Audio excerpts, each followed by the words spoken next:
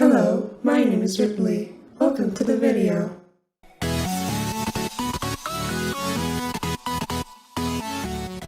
What's up, schmucks? We're not going to waste any time today, and we're just going to jump right into this because I have a fair amount of things I want to say, and I don't want to spend too much time saying it, so again, let's just get right into this.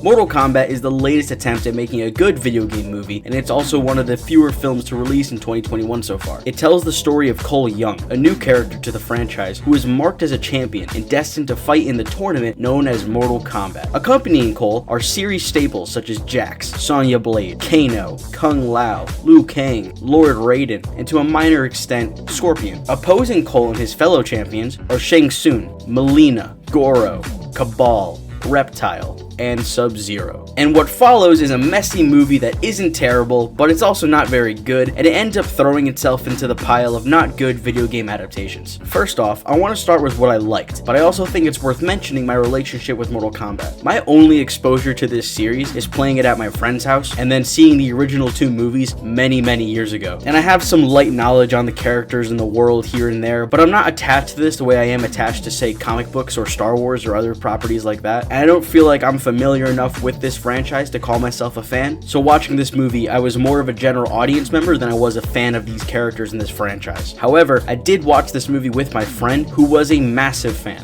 so I got to see a fan's reaction to this movie firsthand. But anyway, let's start with the good. First up, every actor in this movie is great. They give it their all. There's not a single bad performance in this movie. Everyone is fantastic. And that also lends to all the characters in this movie being really good. There's not a single character in this movie that I didn't enjoy, even in the slightest. There are even some characters who show up only for a little bit, but I still felt they were memorable. However, the man that really carried this movie for me was Josh Lawson as Kano. Holy shit, was this guy funny. He had me genuinely laughing out loud several times in this movie. Wait, hang on. What do I make, Gandalf? What does my fortune cookie say? Fatality. He's great, and his chemistry with Jessica McNamee as Sonya Blade was a real highlight. He also bounces off really well with Ludi Lin and Max Hong as Liu Kang and Kung Lao respectively. The two of them also fantastic. And another standout for me was Sub-Zero, played by the ever so excellent Joe Taslim. He was really terrifying. He played the role of a second tier villain extremely well. I also love the character designs. Again, I'm not a mega fan, but everyone here looks fantastic. And you can tell people who really love the games worked on this movie. However, that's kind of where my praises end, and now we're going to talk about the bad. So this movie, if you couldn't tell, is based on Mortal Kombat, the fighting game franchise. Hence, this movie is mostly sold on its action sequences, and yet the action sequences here are not very good. They're all chopped to hell and edited to a point where they're hard to follow, and they're very unpleasant to watch, and honestly, this ruined the movie for me. There are a lot of fight scenes in this movie, as there should be, but none of them are good. And what really upsets me is that they got fucking Joe Taslim and Hiroyuki Sanada,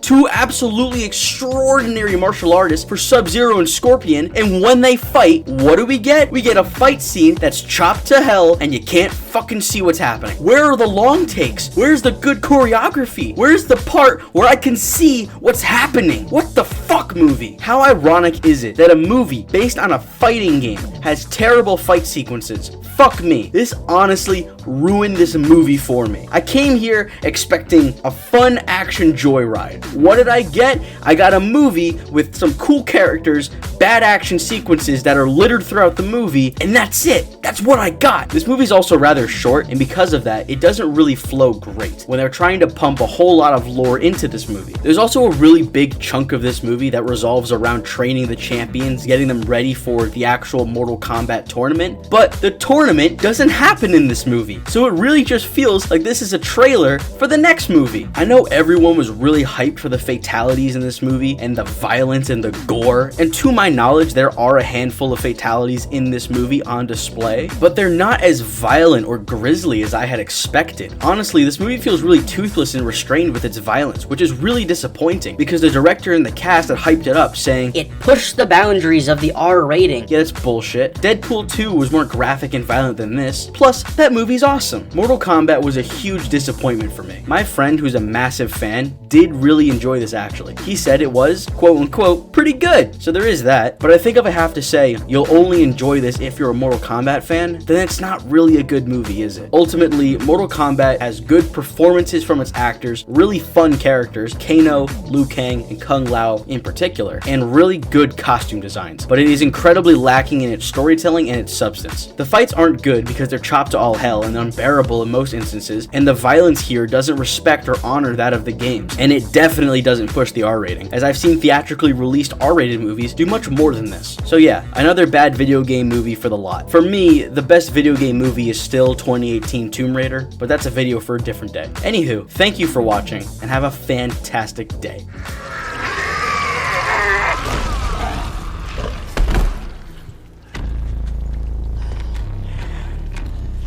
Kano wins.